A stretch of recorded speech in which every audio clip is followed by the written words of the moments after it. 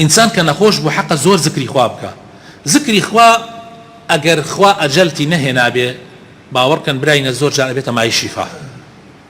خەڵک وا هەبووە دکتۆر جوایوی کردووە، دکتۆر جوایوی کردووە پیان وتووە کاکە ئەوە ئەمری، یعنی بەخۆیان نەوتۆ بەس بە کەسەکارەکان وتووە من ڕۆشتمە بۆ لای تویانە کاکە دکتۆر وتێتی لەم مانگە لە کتوپڕێکە ئەمری، بەڵام خۆی نەئێزانی. ئیتر من پێم وتوتم کاکە باشترین دەوا بۆ تۆ ئێستا لەم کاتە زکری خوایە، و باشترینەکەشی لەم کاتە ناڕەحەتەی کە تۆ هایتیە وتنی لا حول ولا قوة إلا بالله. هەوڵ بدە لەسەر زمانت نەبڕێ.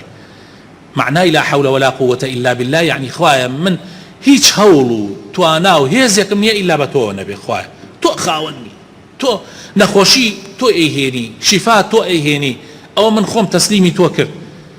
ئیتر ئەم برادرە دوای طبعا دوای ئەوەی کە نەمرد الحەمدولله و ئێستا یعنی تعجبت دێ لەخوا بەزیابێ بەرەو باشی ڕۆیشتووە دوای 4-5 ساڵ دانیشتین بە یەکەوە دەمەتەقێمان کردو. ئەمانە من بۆ باسی ئەو مەوزوعم کردوتم لا حول ولا قوة إلا بالله زۆر گرنگە بە تایبەتی بۆ ئەو کەسانی کە نەخۆشن یان کێشیان هەیە.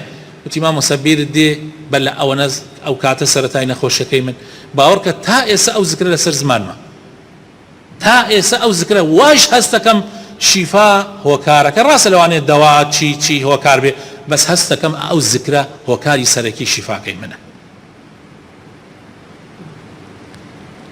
زۆر گرنگە خۆشەویستەکانم ئێمە لەو کاتانە زکری خوامان لەبیر نەچێ و بیش زانین ئەم نەخۆشیی کە ئێمە یا مناڵەکانمان یا خێزانمان یا کەسێکمان تووشە بێ ئەمە هەووی کەفارەتە. پێغەمبەری خوا صلی الله علیه وسلم لەو حەدیثە صحیحە ئەفەرمێ ما يصيب المسلم من نصب ولا وصب ولا هم ولا حزن ولا أذى ولا غم حتى الشوكة يشاكها إلا بيغمري خوا فرمي كفر الله بها عن خطاياه.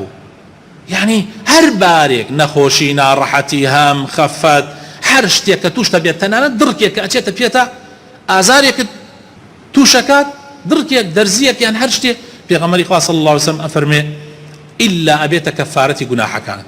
يعني بەو ئازارە گوناحەکانت بەرەبەر ئەوەرێ. دەئیتر معنای وایە نەخۆشی ڕەحمەتە. سێکەم خۆشەویستەکانم چەند گرنگە تێگەیشتن لەوەی کە نەخۆشی بەڕاستی سەبەبە بۆ ئەوەی تۆ خوا لە گوناحەکانت خۆش بێ. ئیتر زۆریش بێتاقەت مەوە بەو نەخۆشی کە ئەو بارەی کە لەسەرتە و پشت بەخوای پەروەردگاری خۆت ببەسە. خوا خاوەنتە، شیفا خێری تیا بێ دوعا بکە بڵێ خوایە شیفام بدە. ئەگەر نەخۆشیەکەتیش خێری تایە دوعا بکە بڵێ خوایە بیکەیتە کەفارەتی گوناحەکانم. ئەگەر مردنیش خێری تۆیە داوا بکە خوای تەعالا زووتر بتگەیەنێتەوە خزمەتی خۆی.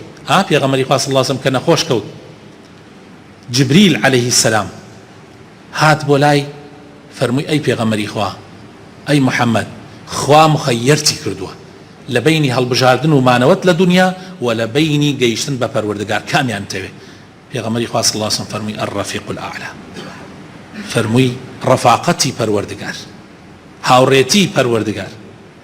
پێغەمبەری خوا صلی الله علیه وسلم خۆی ئەوەی هەڵبژارد